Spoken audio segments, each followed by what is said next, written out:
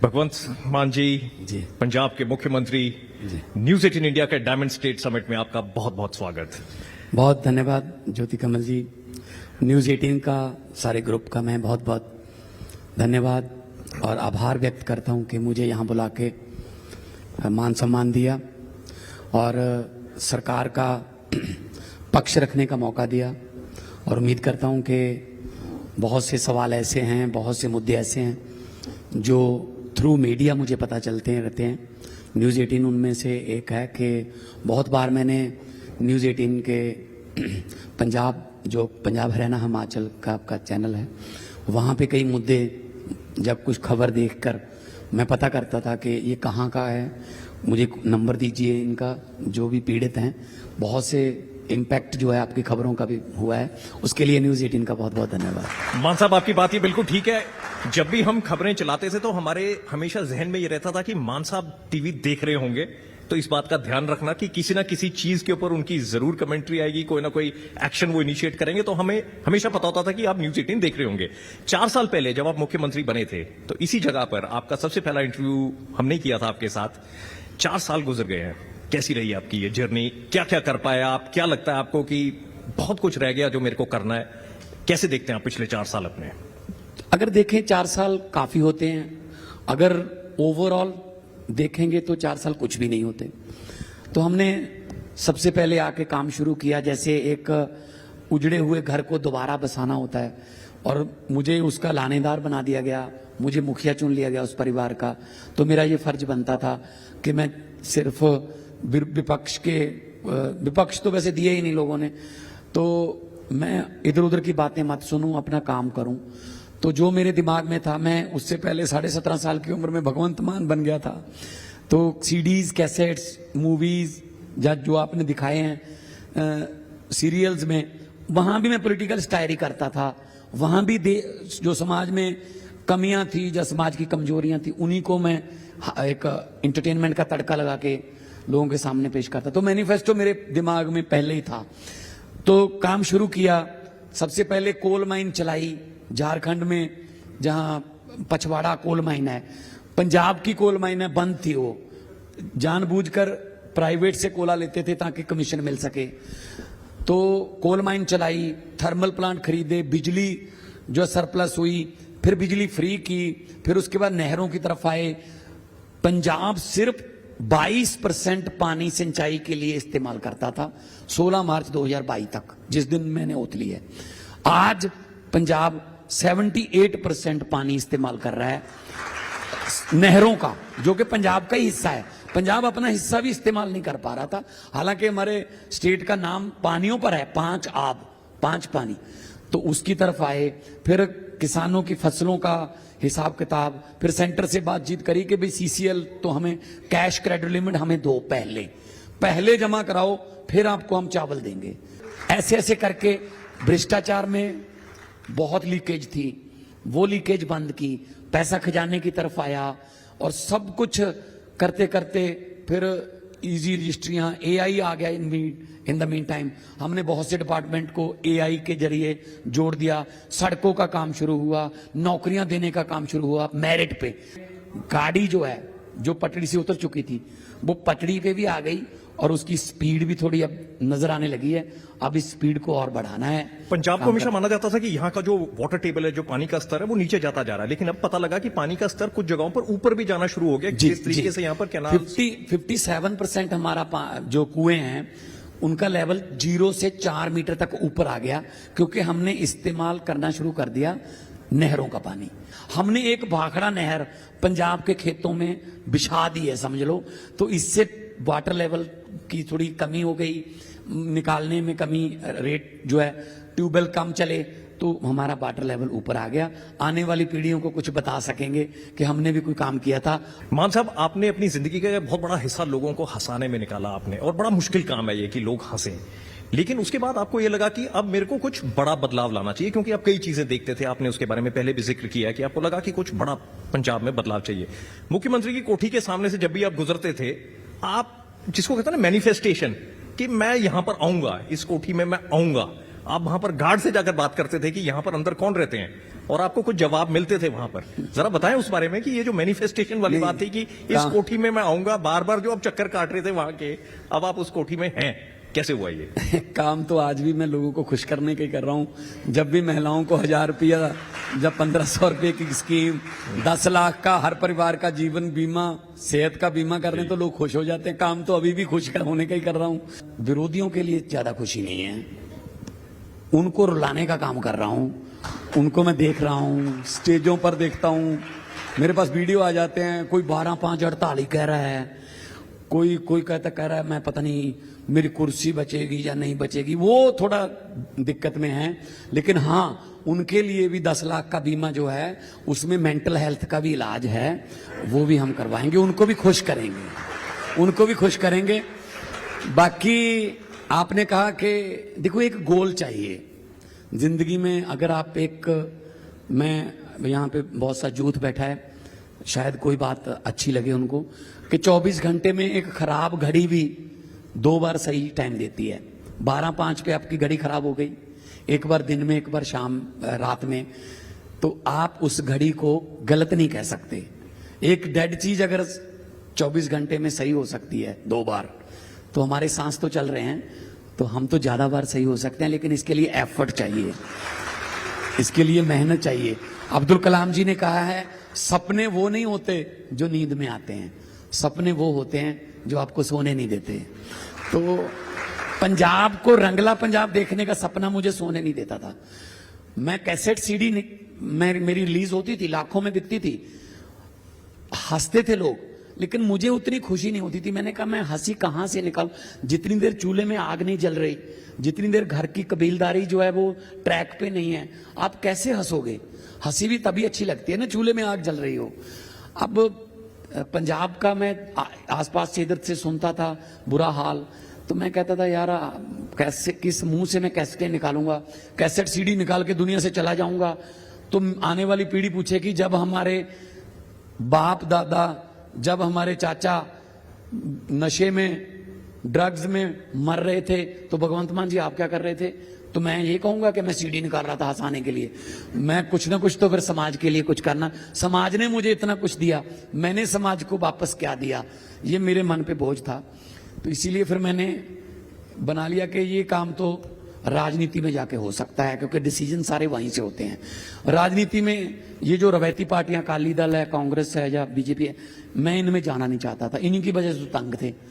तो एक नई पार्टी बनी पीपीपी, मनप्रीत बादल ने बनाई, मैं उसमें गया, लेकिन वो भी कांग्रेस में विलय कर गया। तो फिर एक और नई पार्टी बनी आम आदमी पार्टी, मैं उनके संपर्क में आया। तो मेरा मकसद मैं पहले ही बना चुका था। जब मैं आर्टिस्ट था, मैं मोहाली में रहता था, तो जब भी टाइम मिलता था इधर को गाड़ी आती थी। वैसे तो 10 सेक्टर के बाद ना आगे जाओगे तो नाके शुरू हो जाते हैं, आम बंदे को तो वहां जाने ही नहीं देते, पता नहीं आगे एलियन रहते हैं, है ना। तो ये 2 सेक्टर वाले कोठियां, 3 सेक्टर वाली कोठियां तो देखने नहीं देते आम लोगों को। लेकिन मैं चला जाता था, मुझे जानते थे वो, मैं गाड़ी में बैठा होता था तो मैं सीएम हाउस के सामने गाड़ी रोक लेता था, वहां से बंदूकें तनी होती थी। मैंने कहा कौन है अंदर? कहते कोई नहीं है जी। मैंने कहा मुख्यमंत्री साहब? कहते वो तो सिसमा रहते हैं जी, कैप्टन अमरिंदर सिंह, उनको अपना महल बना लिया था। मैंने कहा तुमने किस बात के लिए ताने हुई हैं फिर ये? कहते जी अब क्या करें, ड्यूटी है। मैंने कोई भी नहीं है? कहते नहीं। मैंने कहा अंदर साफ सफाई रखना, मैं आऊंगा यहाँ पे एक दिन। तो कहते जी आ जाओ जी, किसी की रखवाली तो करें, हम तो वैसे ही बैठे हैं। और 4-5 बार जब मैं आता था, वो सीधा उतर के मेरे साथ बातें करने लगते थे, सर कब आ रहे हो फिर? तो सोचा था 17 में, नहीं हो पाया। भगवान वो कहते हैं समय से पहले और भाग्य से ज्यादा कभी नहीं मिलता। तो 22 में फिर जब ओथ सेरेमनी हुई, उसके बाद जब ये घर खाली हुआ, जब मैं आया तो वही लड़के मुझे मिले, मिठाई का डिब्बा लेके, कहते जी आप तो पहले ही आना चाहते थे यहाँ। तो मतलब ये कि ये कोई ऐसा नहीं है कि ये कोई संयोग है।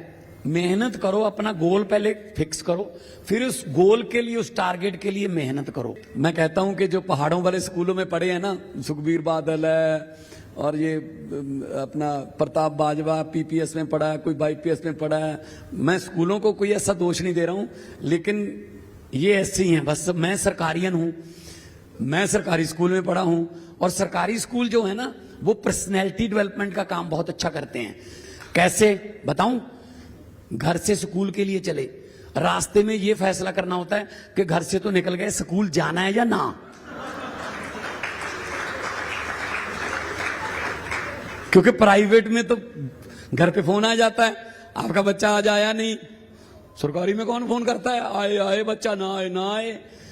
फिर क्लास में चले गए, वहां डिसीजन लेना पड़ता है, भागना आधी छुट्टी के समय है या पूरी छुट्टी के समय है।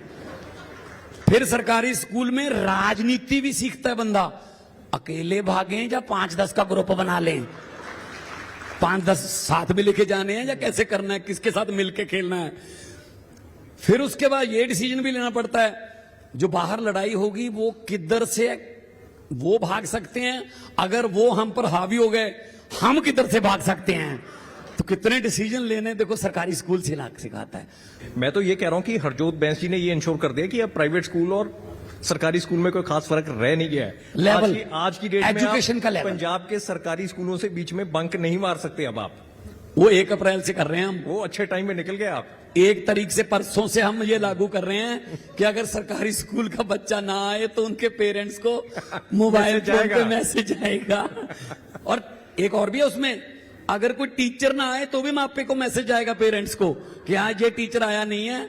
उसके बाद फिर देखेंगे स्कूल की मैनेजमेंट कमेटी की उसकी टीचर की छुट्टी जो है वो प्रॉपर छुट्टी है या फरलो मारी है इसने। तो सब कुछ हमें क्योंकि पता है, इसीलिए लेवल हम चाहते हैं सरकारी स्कूल का और प्राइवेट स्कूल का एजुकेशन लेवल बिल्कुल सेम हो। मान साहब, पंजाब आज आपकी देखरेख में, आपकी सरकार की देखरेख में, आप यहाँ के टॉप बॉस हैं। आपके सामने एक पंजाब की हकीकत है जो पंजाब के लोगों को जो यहां पर रहते हैं उनको पता है, आपको पता है। एक पंजाब की परसेप्शन है जो पंजाब के बाहर है, भारत में।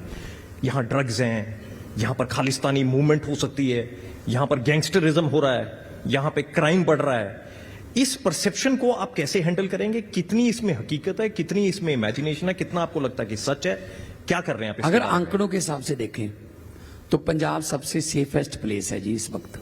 3-3 हजार किलो एक मुंद्रा पोर्ट से पकड़ी जाती है ड्रग गुजरात में। अभी गुजरात में बहुत बड़ी समस्या है ड्रग्स की, गैंगस्टर्स की, मुंबई में, तमिलनाडु में।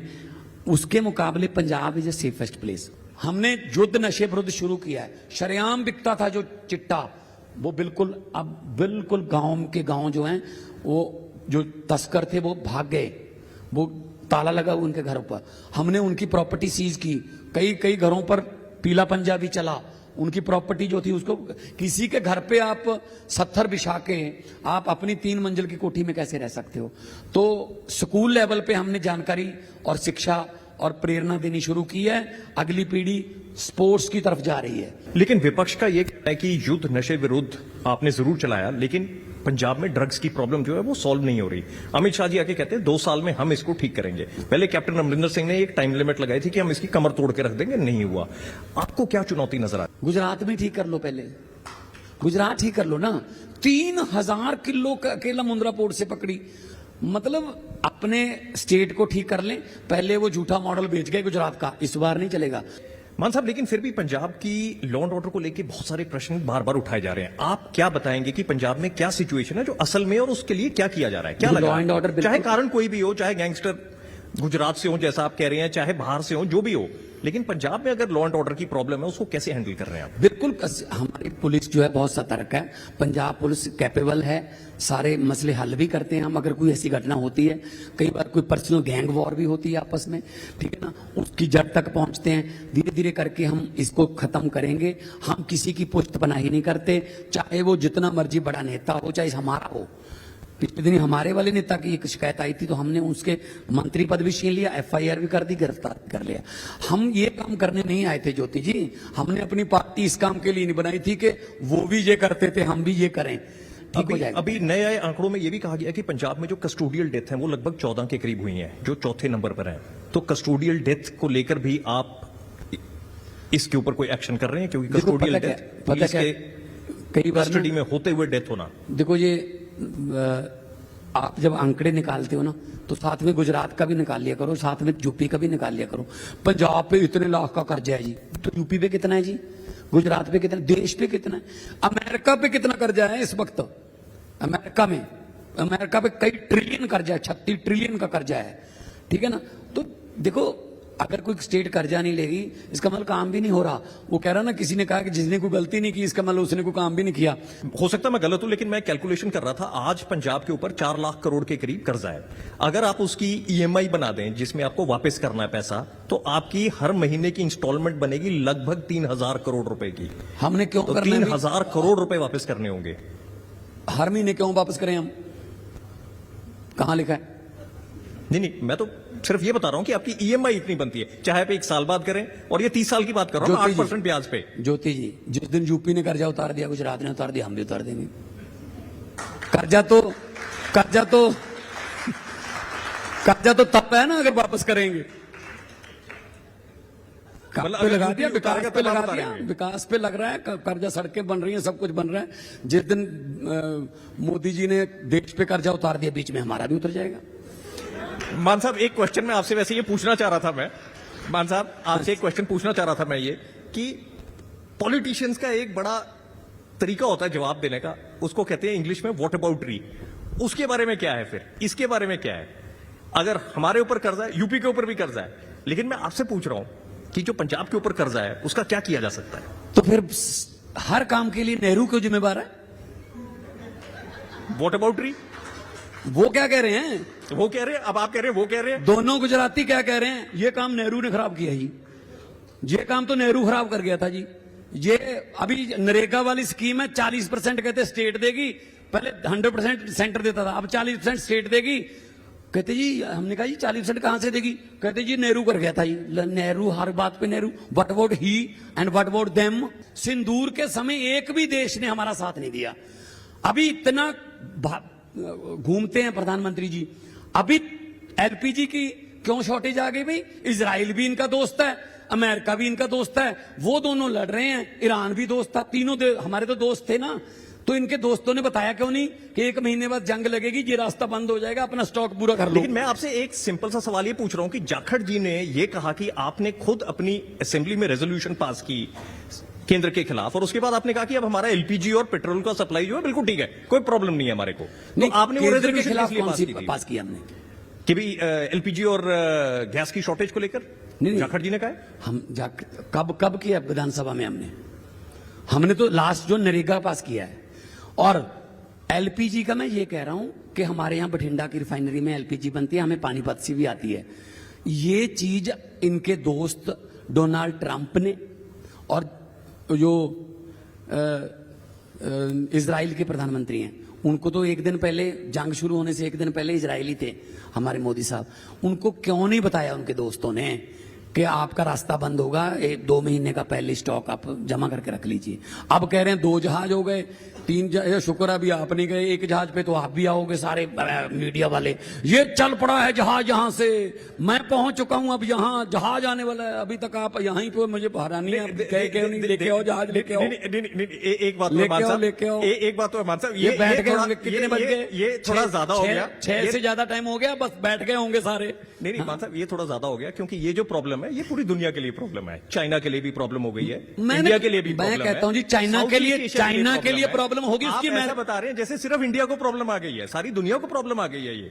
तो ये थोड़ा आप जिसको कहते हैं ना, थोड़ा ज्योति ढूंढ के चीजें ढूंढ रहे हैं कि कहां मैं दिक्कत ढूंढूं। ज्योति जी, चाइना को दिक्कत आ सकती है, चाइना की अमेरिका के साथ नहीं बनती, ठीक है, चाइना को दिक्कत आ सकती है, पाकिस्तान को दिक्कत आ सकती है, पाकिस्तान की अमेरिका के साथ कैसे भी आ जाए, इजराइल के साथ। मैं तो ये कह रहा हूं कि हमारे वाला जफ्फी डालता है और कहता है ये मेरा दोस्त है, उनके दोस्तों को मैं लांबा दे रहा हूं।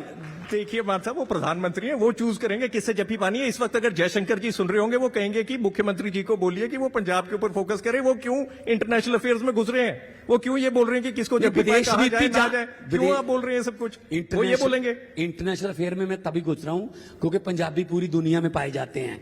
पंजाबी गल्फ कंट्रीज में भी पंजाबी हैं, Australia, New Zealand, Holland, Belgium, France, Italy, America, Canada, बहुत से पंजाब बाहर बसते हैं, उनकी दिक्कतें भी हैं। कोई काम तो आया हो? सिंदूर के समय कौन से मुल्क ने हमारा साथ दिया, बता दीजिए। श्रीलंका से हमारी नहीं बनती, अगर पड़ोस की बात करें। बांग्लादेश से हमारी नहीं बनती, नेपाल से हमारी नहीं बनती, मालदीव से हमारी नहीं बनती, पाकिस्तान से हमारी नहीं बनती। और पाकिस्तान के साथ सिंदूर जो लड़ाई हुई, उसको बंद करने का सबसे पहला ट्वीट किसने किया?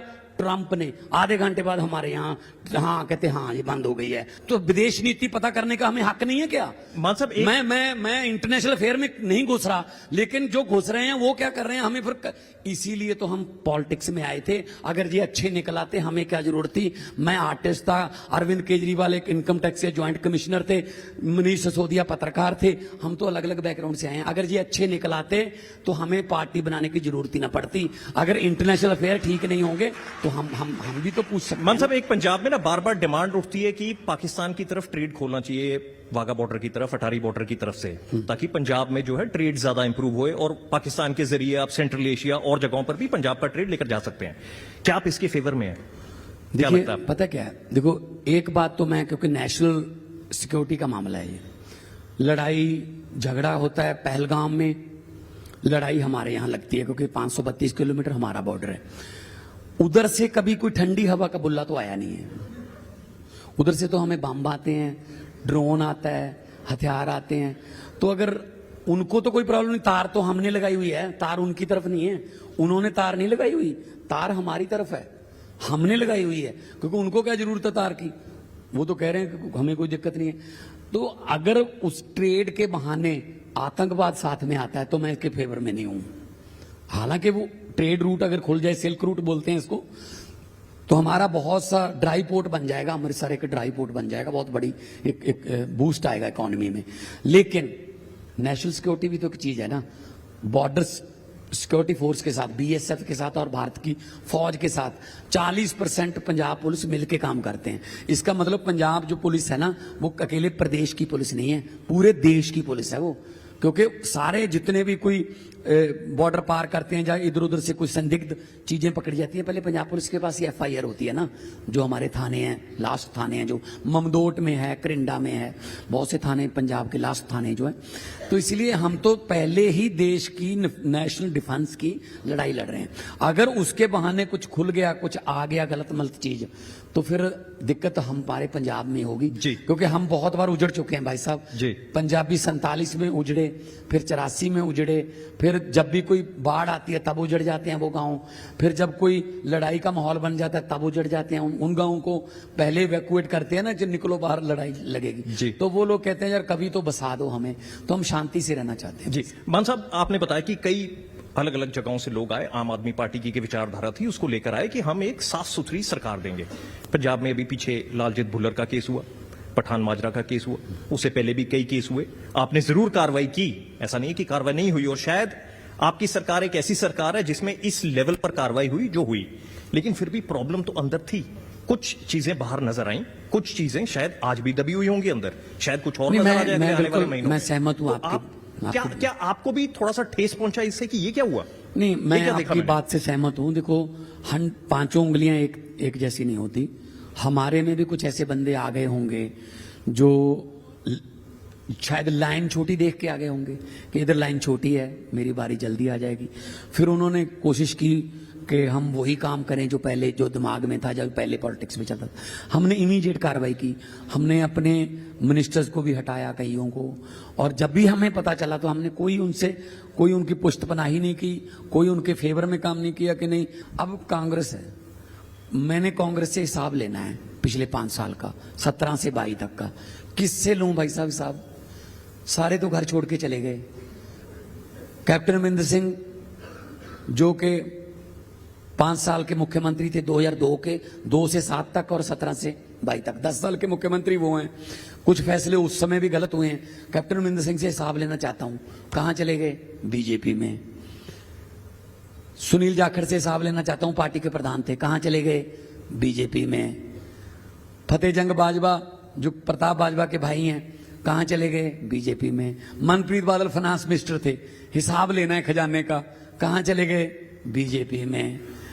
तो मतलब बिट्टू, रवनीत बिट्टू एमपी थे 3 बार के, 2 बार यहां से, 1 बार लुधियाना से, कहां चले गए? बीजेपी में। तो फिर हिसाब कहां से लेंगे सर? ये अपने आप को बचाने के लिए बीजेपी चले जाते हैं कि हमारी फाइलें ना खुल जाएं। नहीं, आपने कार्रवाई की काफी सारी। पंजाब में इस वक्त जो एक बड़ा प्रश्न उठाया जा रहा है कि आपने ये जो 1,000 रुपए की स्कीम जो शुरू की है महिलाओं के लिए, 1,500 रुपए SC ST से अगर वो होंगे, आखिरी साल में आपने शुरू किया, इसका एक बहुत बड़ा बोझा पंजाब के ऊपर पड़ने वाला है। 300 यूनिट फ्री बिजली आप दे रहे हैं, अब ये वाली स्कीम उसके ऊपर ऐड कर दी, 4 लाख करोड़ का कर्जा है। आपसे सवाल बार बार पूछा जाता है, पैसे कहां से आएंगे? अगली सरकार अगर आपकी बनी तो पैसे कहां से लेकर आएंगे? और कर्जा होगा, पंजाब पैसे बनाने कब शुरू करेगा, या कि हम उधार ही चुकाते रहेंगे? ये लोगों का पूछना है, ओपोजिशन का पूछना भाई साहब, अगर मंत्रियों का इलाज फ्री है, एक्स MLA का सारा इलाज जिंदगी का फ्री है, चाहे वो 5 दिन MLA रह ले, मुख्यमंत्री का इलाज फ्री है, तो फिर आम जनता का इलाज क्यों नहीं फ्री होना चाहिए? क्या ये इनको मुर्दाबाद के नारे लगाने के लिए, जिंदाबाद के नारे लगाने के लिए रखा हुआ? आपकी स्कीम और केंद्र की स्कीम में क्या फर्क है? मैं दोनों में? पैसे पब्लिक से ही लेता हूं, पब्लिक को ही देता हूं, ठीक है ना? आप कह रहे हैं आखिरी साल याद आया महिलाओं का, तो पहले 15 लाख आ गया बीजेपी वाला, मैंने कहा पहले इनको खर्चने दो। फिर उसके बाद कैप्टन ने सोच चक्की, कर कर नौकरी पक्की, नौकरियां मिल गई। मैंने कहा अभी तो नौकरी कर रहे हैं, रिटायर होने दो। उसके बाद सुखबीर बादल वाले ट्रक आ गए जो दिल्ली से नोटों के भर के आने थे। फिर मैंने कहा अब चलो थोड़ा कमी हो गई है पैसे की, अब मैं दे देता हूं। ये किस मुंह से बात कर रहे हैं यार? ये अभी सुखबीर बादल क्या कह रहा है मैनिफेस्टो में? मैं ताश में सीप खेलने वालों में जो फर्स्ट गांव आएगा उसको 10 लाख दूंगा। ले बताइए भाई साहब, मैं पंजाब के नौजवानों को भैंसें दूंगा। हमें गोबर भी रखना, मतलब गोबर से बाहर मत निकालना हमको। मेरी सरकार जब आएगी, जहां मर्जी कुंडी लगा लिया करो, बिजली चोरी करो, आराम से करो, बड़े बाल सब कह के चोरी कर लो। अरे हद है यार, ये विजन है? ये विजन है क्या? ये रोड मैप है उनका? वो तो बड़े स्कूलों में पढ़े हैं, अब फिर कहोगे स्कूल पे आ गया। स्कूलों में ये तो सीख लेते कि लोगों को चाहिए क्या। वो तो अपने पिता को पिता समान बोल जाते हैं, मेरे पिता समान है। वो कहता मैं समान नहीं हूं यार, पिता ही हूं, है ना? मैं सब कुछ चीजें आपसे मैं जल्दी जल्दी पूछ लूं कि तो एक मिनट मुझे जवाब देने दो। जी जी। पब्लिक पैसा देती है, मैं उसी पैसे को वापस देता हूं। जब ये पब्लिक को यकीन हो जाता है ना किसी सरकार पर कि जो हम टैक्स देते हैं, देखो आप लोग तो 24 घंटे टैक्स देते हो भाई। सुबह उठते हो, माचिस की तीली जलाई या लाइटर जलाया, टैक्स है। लाइटर खरीदने जाओगे या तीली खरीदने जाओगे, टैक्स है। गैस का चूल्हा है, गैस पे टैक्स है। चाय बनाने के लिए पत्ती डाली, टैक्स है। बल्कि ये पानी भी, शहर में तो पानी पर भी टैक्स है। उसके बाद आपने चीनी डाली, टैक्स है। दूध डाला, टैक्स है। चलो पराठा बनाया आलू का, आलू पे भी टैक्स है, आटे पे भी टैक्स है। उसके बाद फोन किया कि बुआ के यहां जाके आना है, फोन करोगे, टैक्स है। मोटरसाइकिल स्टार्ट किया, टैक्स है। घर पे आए, फिर मोटरसाइकिल पे टैक्स है। शाम को रोटी खाने के बाद सोने लगते हो तो चलते हो, आप कोई टैक्स नहीं है। जब सो जाते हो, क्यों नहीं टैक्स भाई? ऊपर पंखा चल रहा है, बिजली पे टैक्स है। आप तो 24 घंटे पे टैक्स देते हैं। वो टैक्स का पैसा अगर मैं लीकेज रोक के पब्लिक में, स्कूलों के रूप में, स्कूल ऑफ एमिनेंस, सड़कें, आम आदमी क्लिनिक, बड़े बढ़िया अस्पताल, 10 लाख रुपए तक का सेहत का बीमा, 1,000-1,500 पर महिला अगर मैं दे रहा हूं तो इसमें किसी को आपत्ति क्या है? इसको फ्री भी क्यों बोला जाता है? फ्री की रेवड़ियां, मतलब ये इसको कहते हैं, बीजेपी वाले कहते हैं फ्री की रेवड़ियां। तो जो 15 लाख वाला पापड़ किसने बेचा था? मान साहब, कुछ आपसे चीजें मैं फटाफट पूछना चाहूंगा। कुछ महीने रह गए, पंजाब के चुनाव आने वाले हैं। अब मैं ये नहीं पूछूंगा आपसे कि आपका कांग्रेस के बारे में क्या कहना है या अकाली दल या बीजेपी के बारे में, लेकिन मुझे ये बताएं कि जब अगली बार आप कॉन्टेस्ट करेंगे, क्या आप मुख्यमंत्री चेहरा होंगे आम आदमी पार्टी के? बड़ी खबर पूछी आपने, बताइए। आपको बस यही 1 साल तो आपका यही चलेगा ना, कौन है इसका चेहरा, कौन बनेगा चेहरा? बताइए। एक बार पहले इसको कहा जाता था आप सरकार, आज कहा जाता है मान सरकार, तो बताइए। वैसे आप छोटी सी बात से अंदाजा लगा लेते हो ना, बात में से बात नहीं। इस बात का मतलब है कि ये हो सकता है। अब आपको हर स्कीम मान सरकार, या आपके भी यहाँ पर अब हाई कमांड शानदार है? 4 साल भगवंत मान देना, या आपके भी यहाँ पर हाई कमांड है अब? है जी, या आपके भी यहाँ हाई कमांड है? हाई कमांड तो हर एक पार्टी में होती है। Party should be like military. Military में डिसिप्लिन होता है, डिसीजन मेकिंग पावर जिनके पास है। हाँ, मुझे इतना यकीन है, मैं मेहनत इतनी कर रहा हूं कि हाई कमांड जो है वो मेरा नाम सबसे पहले विचारेगी। मेहनत है। मान साहब, एक चीज मैं आपसे पूछना चाह रहा था कि पंजाब में एक वीआईपी कल्चर बन गया जो आप जिसके बहुत खिलाफ थे। कि सिक्योरिटी कितनी लेकर जाई जा रही है, प्रोटेक्शन कैसे है क्या नहीं है, क्या आप वीआईपी कल्चर के फेवर में है या वीआईपी कल्चर के अगेंस्ट है कि नहीं होना चाहिए, आम आदमी को आम आदमी की तरह ही होना चाहिए? देखो, दो किस्म का बीएपी कल्चर है। एक तो आप टॉर के लिए, शान के लिए लेके जाते हो कि मैं मेरा स्टेटस सिंबल है ना, कि मैं, मेरे साथ इतने बंदे चलते हैं। एक आप सचमुच में ऐसे माहौल में काम कर रहे हो जहां पंजाब के 3 मुख्यमंत्रियों का असैसिनेशन हुआ है। तो ये प्रोटोकॉल से मैं खुद भी दुखी हूं। वो कहीं नहीं जाने देते, इधर उधर कहीं नहीं जाने देते। मैं पहले फ्री बर्ड था, मैं घूमता था, कहीं भी चले जाते थे, खाना खा लो या कहीं जा, चलो ऑटोग्राफ ले लेते थे लोग, फोटो खिंचवा लेते थे। लेकिन अब मैं वहां भी नहीं जा सकता हूं। लेकिन मैंने कोई ऐसा गलत काम भी नहीं किया कि मुझे कोई इतनी थ्रेट हो। लेकिन फिर भी मैं आजकल जब मैं गाड़ी में जाता हूं, आजकल क्या है, जब आप भी खबर करते हैं, कहीं पे कोई बंदे खड़े हैं, मैं रुक जाता हूं। उनका मांग पत्र होता है, या कोई माँ ने मिलना है, किसी बहन ने मिलना है, किसी एक बंदे ने निजी अपना कोई काम भी किया, मैं रुक जाता हूं। लेकिन मैंने ये कहा हुआ है, जो भी जितनी भी सिक्योरिटी है, कि लोगों को धक्के नहीं मारने, लोगों को तंग नहीं करना। जैसे कल मैच है, क्रिकेट का मैच है पंजाब 11 का, कल गुजरात से मैच है। अभी वो आए थे घर पे इनविटेशन देने के लिए, किंग्स 11 के जो प्रबंधक हैं। मैंने उनको कहा, यार एक बात तो दिक्कत होती है मुझे मोहाली में मैच देखने में, न्यू चंडीगढ़ में, कि मतलब दर्शकों को बहुत मतलब दिक्कत आने लगती है। जब मैं जाना तो पहले ही वो फ्रिस्किंग शुरू कर देते हैं, यहां से पैदल चल के जाओ, आगे से गाड़ी नहीं जाएगी।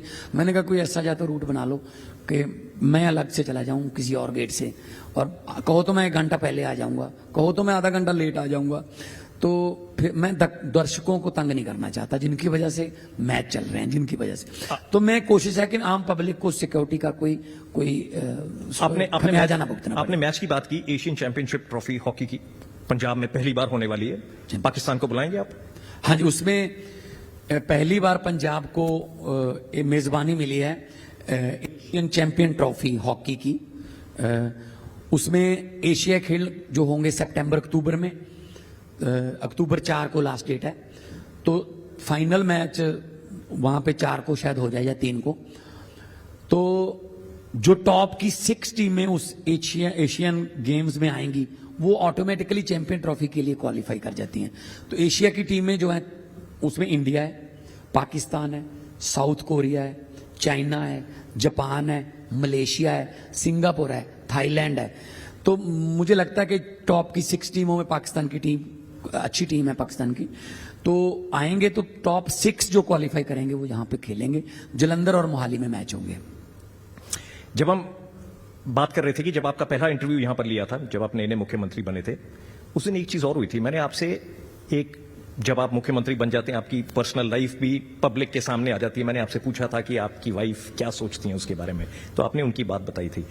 अगले दिन ही हमारे को यह भी खबर आई थी कि आपकी शादी होने वाली है। अभी आपने 2 दिन पहले आपकी बेटी 2 साल की हुई, आपने उसका भी जन्मदिन मनाया। क्या आपको टाइम मिल जाता है फैमिली के साथ? अब जितना बिजी अब आप हो गए हैं, जितने काम अब आपको करने पड़ रहे हैं। पिछली बार पिछले जन्मदिन पे नहीं मिला था, लोहड़ी पे भी नहीं मिला था। स्टेट में पहले पिछली बार बाढ़ आ गई थी, तो उसके बाद कुछ और दिक्कतें थी, किसान यूनियन का धरना चल रहा था। तो कई बार ऐसे स्टेट अगर किसी संकट से गुजर रही हो तो खुशी के फंक्शन अच्छे नहीं लगते। स्टेट का हेड खुशी मनाए और पब्लिक संकट में हो। वो नेल्सन मंडेला को किसी ने पूछा था कि लोग आपको लीडर कब मानते हैं, तो उन्होंने कहा था कि जब खुशी का मौका हो किसी स्टेट के लिए, किसी कौम के लिए, तो लेट देम एंजॉय। खुद पीछे हो जाओ, लोगों को आगे करो, उनको एंजॉय करने दो। और जब कोई संकट आ जाए तो आगे लगो और उनको कहो कि मेरे पीछे आ जाओ, हम इस संकट का सामना करेंगे, तो लोग आपको नेता मान लेते हैं। लेकिन अगर कौम पे कोई संकट है, मैं खुशी मना रहा हूं, अच्छा नहीं लगता। अगर खुशी का मौका है, पब्लिक को पहले मौका दो। तो इस बार हम ने बच्ची का दूसरा जन्मदिन, बेटियों का आमतौर पे जन्मदिन लोहड़ी मनाते नहीं थे, तो अभी बहुत अच्छी रीत ये हुई है कि पंजाब के नाम ये भी एक लग गया था कलंक जन्म से पहले बच्चियों को मारने का। तो अभी हमारी बेटियां बहुत अच्छा कर रही हैं, जज बन रही हैं। अभी टॉप 20 को बुलाया मैं, 10वीं और 12वीं की टॉप 20 जो मेरिट में आए टॉप 20 बच्चे, उनमें से 19 लड़कियां थी, 19 लड़कियां थी। एक जब लड़का आया तो मैंने उसको जफ्फी भी मैं लिया, मैंने कहा शुक्र है बरादरी का नाम रख लिया आपने, ठीक है ना। तो पढ़ने में सबसे आगे हैं, तो अगर इनके बिना घर नहीं चल सकते, अगर इनके बिना चूल्हे नहीं चल सकते, तो इनके बिना देश भी नहीं चल सकते। बिल्कुल ठीक बात। इनके मान साहब, लिए- आप मुख्यमंत्री हैं पंजाब के, आप कॉमेडियन रहे हैं, लेकिन आप कलाकार हैं और आप गाते भी बहुत अच्छा हैं। पंजाब के लिए क्या सुनाकर जाएंगे आज आप हमें? मैं तो यही कहूंगा कि वो गाकर सुनाएंगे। कि वो प्रोफेसर मोहन सिंह ने लिखा है, भारत है वांग मुंदरी विच नग पंजाब दा। अगर भारत एक अंगूठी है तो हीरे का नग जो है वो पंजाब है, और नग के बिना अंगूठी सजती नहीं है। इस नग की थोड़ी चमक फीकी हो गई थी पिछले दिनों, लेकिन उसको चमकाना है और हीरे की तरह चमकाना है, और पंजाब रंगला पंजाब बनाना है। मेरे पंजाब दियां कोई रीसा नहीं कर सकता। ये धरती बड़ी वरदान वाली है, ये धरती गुरुआं पीरां शहीदां दी है। मैं तो यही कहूंगा कि जे मैं दोबारा जन्म लेके आवां तो मेरा देश होवे पंजाब, मेरा देश होवे पंजाब। मान साहब, न्यूज 18 इंडिया के साथ जुड़ने के लिए बहुत बहुत धन्यवाद।